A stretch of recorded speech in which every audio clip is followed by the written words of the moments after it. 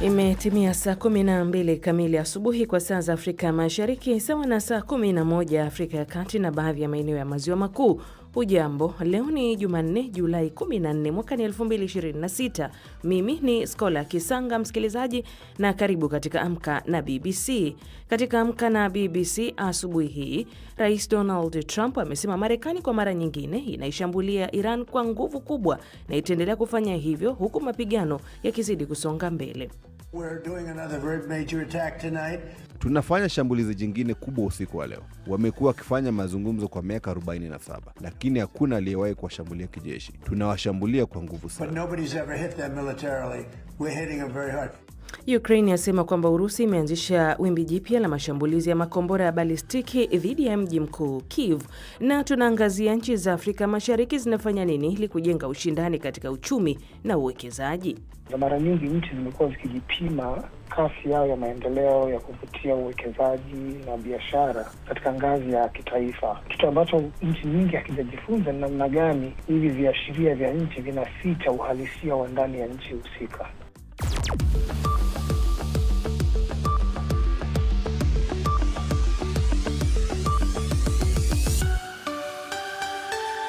Lakini kwanza muktasari wa habari za ulimwengu na msomaji ni Victor Kenani. Kenani, karibu.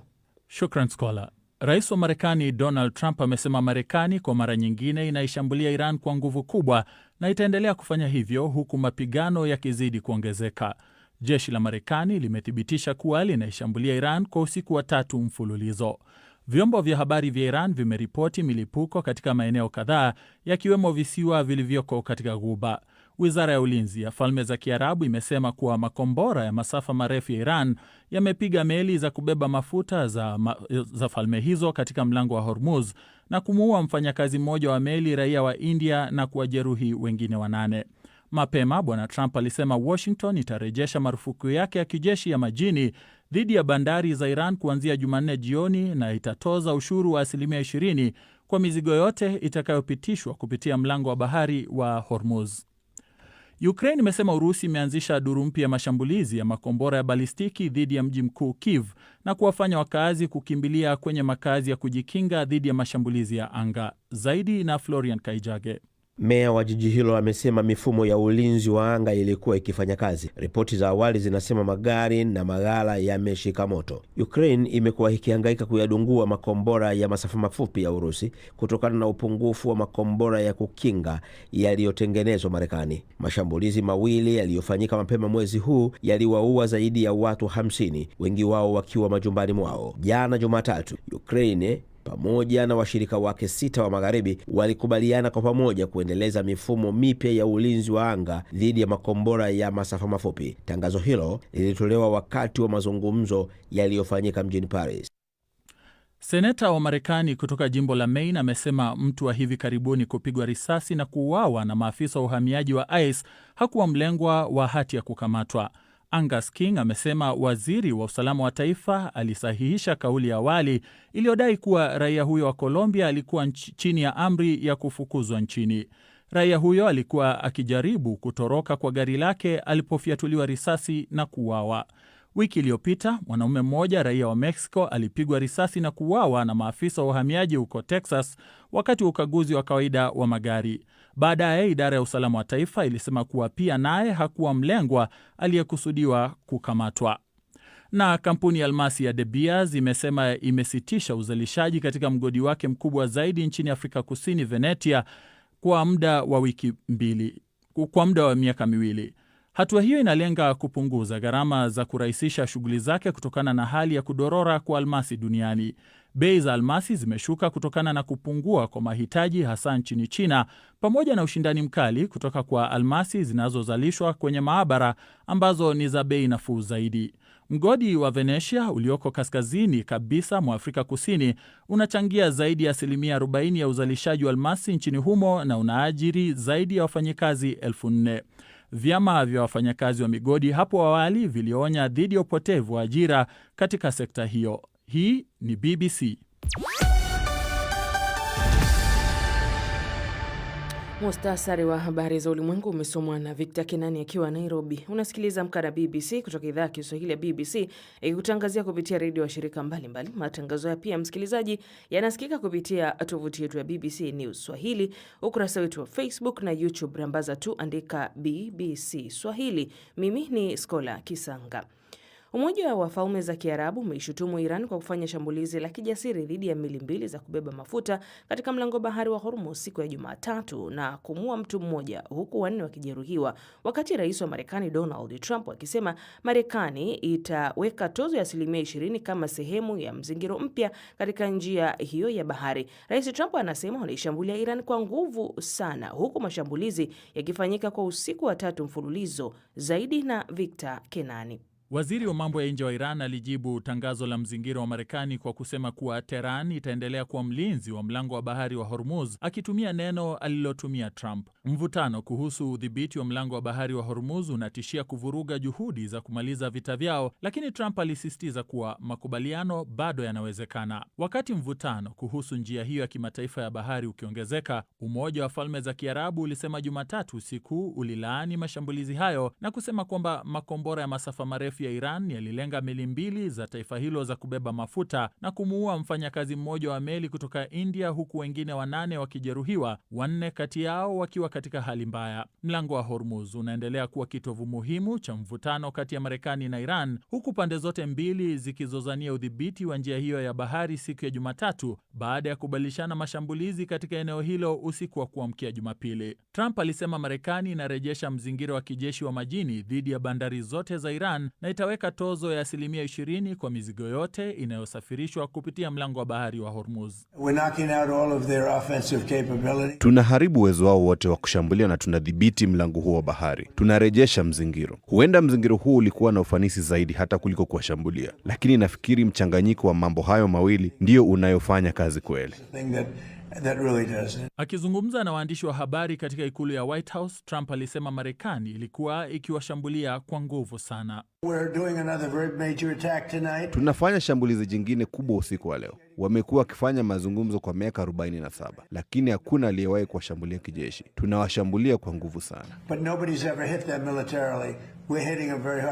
Jeshi la Iran lilisema lililenga malengo ya kijeshi ya Marekani nchini Kuwait kujibu hatua hiyo, vyombo vya habari vya serikali ya Iran viliripoti. Kabla ya tangazo la Trump, makao makuu ya jeshi la Iran yalisema hayataruhusu Marekani kuingilia usimamizi wa mlango wa Hormuz. Marekani iliweka kwa mara ya kwanza mzingira wa kijeshi wa majini dhidi ya bandari zote za Iran mwezi Aprili ili kuongeza shinikizo kwa Tehran. Takriban wiki 5 baadaye, jeshi la Marekani lilisema kuwa lilikuwa limeelekeza upya meli 100 za kibiashara na kuzuia 4 chini ya mzingiro huo. Marekani iliondoa mzingiro huo mwezi Juni kama sehemu ya hati ya makubaliano kati ya mataifa hayo mawili iliyolenga kumaliza mzozo huo, lakini mivutano kuhusu mlango wa Hormuz ilijitokeza tena.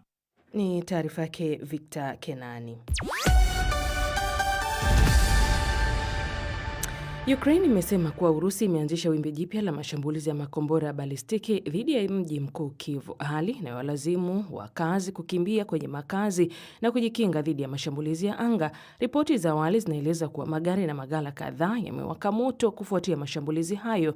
Ukraine imekuwa ikabiliana na ugumu wa kuyadunga makombora ya balistiki ya Urusi kutokana na upungufu wa makombora ya kuzuia mashambulizi aina ya Patriot yanayotengenezwa Marekani. Jumatatu, Ukraine pamoja na washirika wake 9 wa magharibi walikubaliana kushirikiana kutengeneza mifumo mipya ya ulinzi wa anga dhidi ya makombora ya balistiki. Waziri Mkuu wa Uingereza Keir Starmer amesisitiza kuwa nchi yake itaendelea kuiunga mkono Ukraine.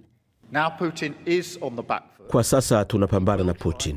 Nafahamu atajaribu kututisha kwa mara nyingine tena kwa mashambulizi makali. Kwa hiyo tunatakiwa kuliweka hili sawa na wazi. Kama hatutaona namna ya kuinyamazisha Urusi, mbinu hizi hazitatuzuia kuiunga mkono Ukraine.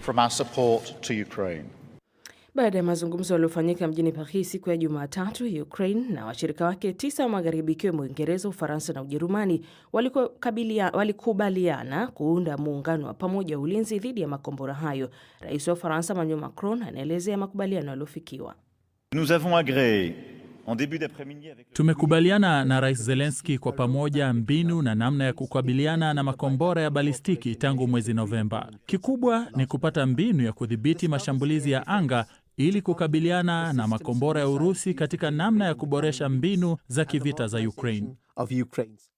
Mashambulizi mawili yaliyotokea mapema mwezi huu yaliua zaidi ya watu 50, wengi wao wakiwa ndani ya nyumba zao. Mamlaka ya kudhibiti na kupambana na dawa za kulevya nchini Tanzania imesema kampeni ya kupambana na dawa hizo imepata mafanikio. Inasema imethibitisha hali hiyo na pia kukosekana kwa dawa za kulevya kulikosababisha kuwepo kwa waraibu zaidi ya 37,000 wanaotibiwa hospitali na waliopo katika vituo vya kurekebisha tabia. Awali nimezungumza na kamishna mkuu wa mamlaka ya kudhibiti na kupambana na dawa za kulevya nchini Tanzania, Rita Slimu. Hatua ya kupambana na dawa za kulevya hususan matumizi, usafirishaji pamoja na uzalishaji imefikia hatua nzuri sana. Hapo awali hali ilikuwa ni mbaya kidogo, na hasa kwenye majiji makubwa kulikuwa na utumiaji mkubwa sana wa dawa za kulevya nchini Tanzania. Lakini sasa nchini Tanzania tunaweza kujivunia kusema kwamba nchini Tanzania dawa za kulevya aina ya heroin, methamphetamine, mandrax pamoja na dawa nyinginezo za viwandani zimepungua kwa 90% nchini Tanzania. Umezungumzia hapo kwa namna ambavyo mmefanikiwa, umesema ni kwa 90%. Kwanza mmepima na nini? Jambo la kwanza. Lakini jambo la pili, wakati tunazungumza mwanzo, ili msikilizaji hakulisikia, ulinidokeza kwamba mpo katika operation. Pia ningetamani kufahamu ni operation ya nini hii? Karibu.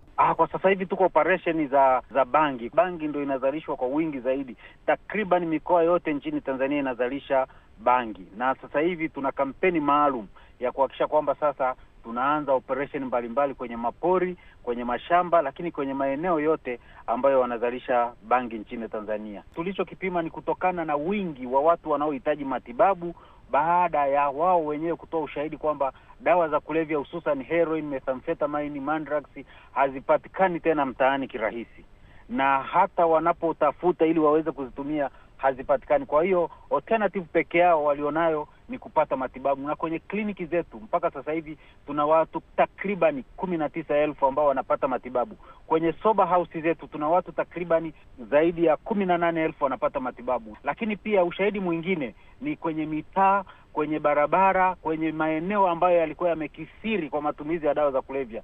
Sasa hivi ukiingia kwenye hayo maeneo huwezi tena kukuta wale waraibu wa dawa za kulevya ambao walikuwa wanakaa mitaani. Sasa hivi huwezi kuwaona tena. Ukienda kwenye mahakama ya uhujumu uchumi, kesi zilizoko kule zaidi ya 80% ni za dawa za kulevya. Pia wengi wamekimbilia South Africa, wamekimbilia Malawi, wamekimbilia Mozambiki pamoja na Eswatini. Tumekubaliana na hizi nchi tutafanya operation maalum ya kuwakamata huko waliko ili kuhakikisha kwamba katika ukanda wetu tatizo la dawa za kulevya tunalimaliza. Lakini ushahidi mwingine ni kwamba huko ilikuwa inaonekana kama ni kordo ya kuingiza dawa za kulevya. Sasa hivi huo mlango umefungwa na hakuna tena